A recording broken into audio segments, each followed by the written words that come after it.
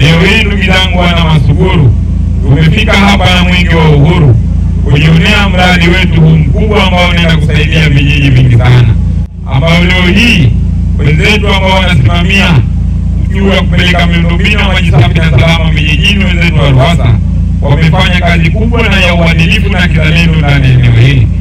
Leo hii Mheshimiwa Rais Daktari Samia Suluhu Hassan amekuwa akihakikisha akifanya jitihada hizi kubwa za kuwafikia wananchi wote walio chini, hasa vijijini, kuipelekea miundombinu ya maji safi na salama. Na haya aliahidi wakati anakabidhiwa kiti cha urais.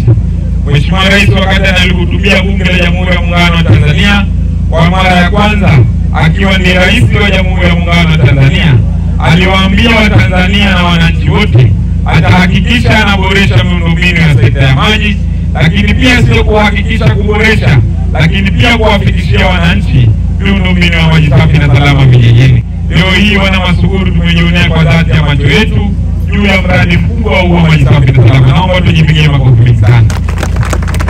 Haya yote Mheshimiwa Rais anayafanya kutokana na wananchi mlivyoonyesha mapenzi makubwa kwake, lakini pia na yeye mwenyewe ndio azma yake na kuisaidia taifa hili na kuliongoza taifa hili. Leo hii dada yangu hapa alikuwa anatupitisha katika kukagua mradi huu. Ametuambia leo hii vijiji viwili tayari vimeshakuwa vinapata maji, vilivyobakia vipo katika awamu ya pili, na hapo muda sio mrefu kupitia Mwenge wa Uhuru. Kwa vile leo hii tumekuja kuweka jiwe la msingi, naamini hatutokuwa kuchukua muda mrefu, hivyo vijiji vilivyobakia vitaenda kupata huduma ya maji safi na salama. Ombi langu kwa wananchi, endeleeni kulinda na kutunza miundombinu ya maji safi na salama, kwa sababu serikali imetumia fedha nyingi kuwekeza miradi hii, na ndio maana leo hii Mwenge wa Uhuru umepewa heshima ya kufika katika eneo hili.